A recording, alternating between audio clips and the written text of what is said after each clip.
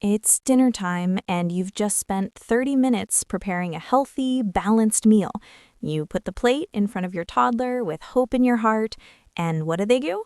They take one look, push it away, and say, "I don't like it." Sound familiar? If mealtime has become a battleground in your house, you're not alone. But here's the truth. The picky eating, the refusal, the tantrums, they might not be your child's fault. They might be the result of four common feeding mistakes almost every parent makes. And today, I'm going to show you exactly what they are and how to fix them. Feeding toddlers is one of the most stressful parts of parenting. You want them to eat healthy foods, to try new things, to sit at the table without a meltdown. But instead, you're stuck in a cycle of negotiating, bribing, and worrying about whether they're getting enough nutrition. And here's what makes it even harder. Toddlers are going through a developmental stage where they're learning to assert their independence. They're testing boundaries. They're figuring out what they can control. And for many toddlers, food becomes the perfect battleground. But here's the good news. Most mealtime struggles aren't about the food itself. They're about how we, as parents, are approaching feeding. And when you understand the four big mistakes that create picky eating and food battles, you can start to turn things around. These mistakes are incredibly common. They're not your fault, but they can have a lasting impact on your child's relationship with food, their eating habits, and even their nutritional health. So today, we're going to walk through each of these four mistakes, why they happen, how they affect your toddler, and most importantly, what you can do instead. Let's dive in. Before we get into the mistakes, let's talk about why toddlers are so challenging to feed in the first place. Between the ages of 1 and 3, toddlers are in a phase called neophobia, which literally means fear of new things. It's a survival instinct that protected our ancestors from eating poisonous plants. So when your toddler refuses to try broccoli for the 10th time, it's not them being difficult, it's their brain saying, "I don't know if this is safe yet." On top of that, toddlers are learning that they have power over their own bodies. They can say no, they can push food away, they can control whether or not something goes into their mouth. And for a little person who doesn't have much control over anything else in their life, that's huge. Add in growth spurts, teething, sensory sensitivities, and busy toddler energy, and you've got the perfect storm for mealtime battles. But here's the thing. Even though these developmental stages are normal, the way we respond to them can either make things better or worse. And that's where the four big mistakes come in. These mistakes aren't about being a bad parent. They come from a place of love and concern. But unintentionally, they can reinforce picky eating, create food aversions, and turn mealtime into a power struggle. So let's break them down one by one. Mistake number 1 is using food as a reward or punishment. This is probably the most common feeding mistake, and it starts innocently enough. Your toddler refuses to eat their vegetables, so you say, "If you eat 3 bites of broccoli, you can have dessert."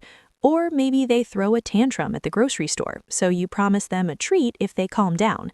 It seems harmless, it might even work in the moment, but here's what's actually happening. You're teaching your child that some foods are good and deserve rewards, while other foods are bad and have to be endured.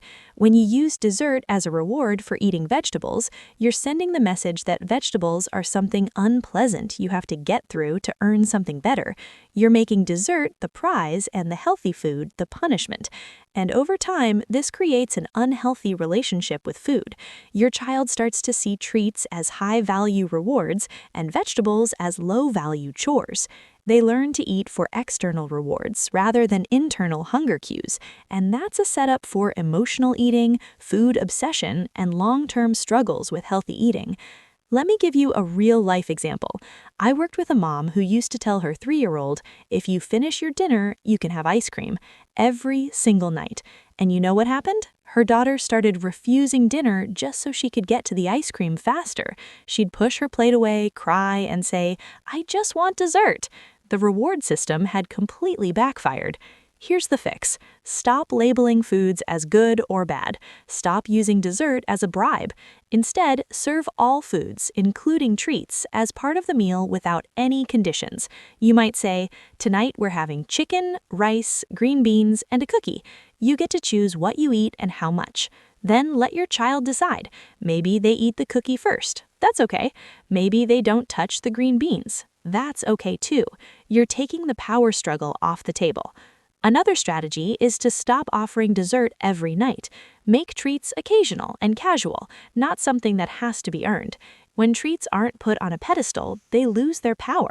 And if your child doesn't eat their dinner, don't punish them by withholding snacks or making them go hungry. Simply say, "Okay, you didn't eat much tonight. Breakfast is in the morning."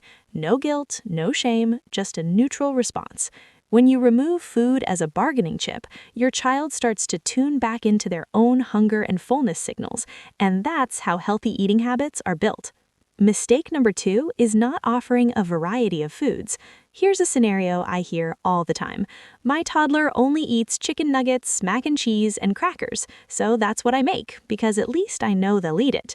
I totally get it. You're tired, you don't want another mealtime battle, and you just want your child to eat something, anything, so you stick to the safe foods. But here's the problem. When you only serve the same 5 foods over and over, your child never gets the chance to develop their palate. They never learn to tolerate new textures, flavors, or smells. And over time, their list of accepted foods actually gets smaller, not bigger. Toddlers need repeated exposure to new foods, sometimes 10, 15, even 20 times before they're willing to try them. But if you stop offering vegetables because they always say no, they'll never get those exposures, and they'll never learn to like them. There's also a nutritional concern here. When toddlers eat the same limited foods, they're at risk for nutritional deficiencies. They might not be getting enough iron, fiber, vitamins, or healthy fats, and that can affect their growth, their energy levels, their immune system, and even their mood. Let me share a story. A dad told me his 4-year-old would only eat beige foods, nuggets, fries, bread, crackers. No fruits, no vegetables, nothing green. The dad was so worried that he'd just keep serving those same foods, hoping his son would eventually grow out of it. But when we dug deeper, we realized the son had never actually been exposed to many other foods. The dad had given up after a few rejections. So we created a new strategy. Keep offering a variety of foods at every meal with no pressure to eat them. Here's the fix. Use the division of responsibility modeled by feeding expert Ellen Satter. It goes like this. You, the parent, decide what foods are served, when meals happen, and where they're eaten. Your child decides whether they eat and how much. So at every meal, offer at least one food you know your child likes, plus 1 or 2 foods they're less familiar with. Put everything on the table, let them see it, smell it, touch it, but don't force them to eat it. You might say, "Tonight we're having pasta, chicken, carrots, and strawberries. You can choose what you want to eat." Then step back. Let them explore. Let them serve themselves if they're able. Some nights they'll only eat the pasta. That's okay. The goal isn't for them to eat everything. The goal is exposure, familiarity, building comfort over time. And here's the magic. When there's no pressure, kids are way more likely to try new foods because they're curious. They're watching you eat. They're not in fight or flight mode. Also, involve your child in food prep. Let them wash the vegetables. Let them stir the pot. Let them help set the table. When kids are involved in the process, they're more likely to try the result. Variety doesn't mean cooking 5 different meals. It just means putting a range of foods on the table and trusting your child to do their part. Mistake number 3 is pressuring your child to eat. This one's hard because it comes from love. You just want your child to be healthy, to grow, to get enough nutrients. So when they refuse to eat, you panic and you start to push. Just try 1 bite. You have to eat 3 more bites before you leave the table. You're not eating enough. Here, have some more. But here's what research shows. The more you pressure a child to eat, the less they eat. Pressure creates resistance. It turns mealtime into a power struggle, and it teaches your child to ignore their own hunger and fullness cues. When you pressure your child, you're telling them, I don't trust your body to know what it needs, and that undermines their ability to self-regulate. Over time, pressured kids are more likely to become picky eaters, emotional eaters, or to develop disordered eating patterns. Let me tell you about a mom I worked with. Her 3-year-old daughter was small for her age, and the pediatrician had mentioned keeping an eye on her weight. So the mom started hovering at every meal, counting bites, coaxing, pleading. Just one more bite, sweetie, please, for mommy. And guess what happened? Her daughter started eating even less. Mealtime became a battle. The little girl would clamp her mouth shut, turn her head away, or leave the table crying. The pressure had the opposite effect. Here's the fix. Trust your child's appetite. Their body knows what it needs better than you do. Toddlers have small stomachs, and their appetites fluctuate wildly. Some days they'll eat like a bird. Other days they'll devour everything in sight. That's normal. As long as they're growing, active, and healthy, they're eating enough. Instead of pressuring, try these strategies. 1. Offer regular meals and snacks, roughly every 2.5 to 3 hours. This gives your child predictable opportunities to eat without grazing all day. 2. Sit down and eat with your child. Model healthy eating. Make mealtime social and enjoyable. Talk about your day. Make it about connection, not consumption. 3. Use neutral language. Instead of, eat your carrots, try, the carrots are here if you'd like some. Instead of, good job eating, just say, I'm glad we got to have dinner together. 4. Let them serve themselves. Put the food in the center of the table in bowls and let your toddler choose what goes on their plate. This gives them autonomy and control. And 5. End the meal when they say they're done. Don't force them to sit there until their plate is clean. Trust that they know when they're full. I know this feels counterintuitive, especially if your child barely touched their dinner. But when you remove the pressure, something amazing happens. Kids start to relax. They start to listen to their bodies. And over time, they eat more, not because you forced them, but because they felt safe to do so. One last thing. If you're genuinely concerned about your child's growth or nutrition, talk to your pediatrician or a pediatric dietitian. But in most cases, toddlers are way better at self-regulating than we give them credit for. Mistake number 4, not being a good role model. Your toddler is watching you all the time. They're watching what you eat, how you eat, what you say about food, and how you react to it, and they're learning from every single one of those moments. If you're constantly on a diet, talking about good and bad foods, skipping meals, or eating on the go, your child is absorbing all of that, and they're going to mirror it back to you. Let me give you an example. A mom came to me frustrated because her 5-year-old daughter refused to eat vegetables. But when I asked what the mom ate, she admitted she rarely ate vegetables herself. She'd make them for her daughter, but then eat a different meal, usually something quick and processed. Her daughter was watching, and she was learning that vegetables are something kids are supposed to eat, but adults don't actually enjoy. So why would she want to eat them? Here's the fix. Model the behavior you want to see. Eat meals with your child. Put the same foods on your plate that you put on theirs.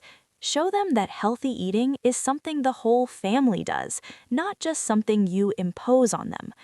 If you want your child to try new foods, try them yourself, enthusiastically. Say things like, wow, these roasted carrots are so sweet, or I love the crunch of this apple. Make eating an adventure, not a chore. Also, be mindful of how you talk about food and your body. Don't label foods as fattening or guilt-free. Don't say things like, I'm being bad today, I had dessert. Those messages stick with kids and shape how they think about food for years to come.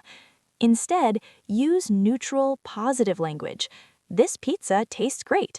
I'm full, so I'm going to stop eating now. I'm still hungry, so I'm having a little more. And here's another key point. Eat together as a family as often as possible. Research shows that kids who eat regular family meals are more likely to try new foods, have healthier eating habits, and even do better in school. It's not about the food, it's about the connection, the modeling, and the routine. Let me share one more story. A dad told me he used to eat dinner in front of the TV while his 4-year-old son ate at the kitchen table alone. The son was a picky eater and refused almost everything. So the dad started eating with him, same food, same table, same time. No phones, no TV, just the two of them. Within a few weeks, his son started trying new foods. Why? Because he saw his dad enjoying them, because mealtime felt safe and connected, because eating became something they did together, not something the son had to do alone.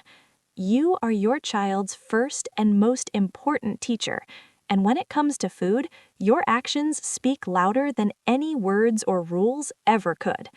So if you want your child to be an adventurous, healthy eater, start by being one yourself.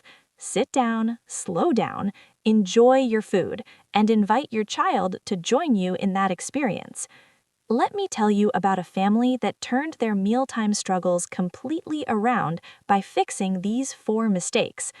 Rachel was a mom of 2, a 3-year-old son and a 5-year-old daughter. Both kids were extremely picky eaters. Her son would only eat plain pasta and applesauce. Her daughter would only eat chicken nuggets and yogurt. Every meal ended in tears, yelling, or both. Rachel was exhausted. She felt like a failure. She was making separate meals for each child, bribing them with dessert, and pressuring them to eat, and nothing was working. So we went through the 4 mistakes together, and we made a plan. First, she stopped using dessert as a reward. She started serving it alongside dinner, no conditions. At first, the kids were shocked. They ate the dessert first, but after a few days, the novelty wore off, and they started eating the other foods too. Second, she started offering a variety of foods at every meal, not separate meals, but one family meal with options. She'd include one safe food she knew they'd eat, plus 2 or 3 new or less preferred foods. No pressure, just exposure. Third, she stopped pressuring them to eat. She stopped counting bites, stopped coaxing, stopped hovering. She'd put the food on the table, sit down, and eat her own meal. If the kids didn't eat much, she'd calmly say, "Okay, we're done. Snack time is at 3 o'clock," and she'd stick to it. Fourth, she became a better role model. She started eating the same foods as her kids. She'd talk about how much she enjoyed the flavors. She made eating an adventure, not a chore. The results? Within 4 weeks, her son tried broccoli for the first time. Her daughter asked for a second helping of rice. Mealtime battles dropped by 80%, and Rachel told me she finally felt like she could breathe again. It wasn't magic, it was strategy, it was consistency, and it was trusting her kids to do their part. If Rachel can turn things around, so can you. So let's recap the 4 big feeding mistakes parents make with toddlers and how to fix them. Mistake number 1, using food as a reward or punishment. Fix it by serving all foods neutrally, without conditions. Mistake number 2, not offering a variety of foods. Fix it by using the division of responsibility. You provide the options, your child decides what to eat. Mistake number 3, pressuring your child to eat. Fix it by trusting their appetite, offering regular meals, and letting them listen to their body. Mistake number 4, not being a good role model. Fix it by eating with your child, modeling healthy habits, and using positive language around food.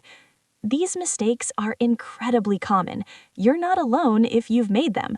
But the good news is you can start making changes today. And when you do, mealtime will start to feel lighter, less stressful, more connected. Your child doesn't need to be a perfect eater. They just need to feel safe, supported, and trusted at the table. And that's something you can give them starting right now. Thank you so much for watching. If this video helped you, please give it a thumbs up and share it with a friend who's struggling with picky eating. And subscribe for more practical, evidence-based parenting tips that actually work in real life. You're doing an amazing job. Feeding toddlers is hard, but you've got this. Let's take the stress out of mealtime, one meal at a time.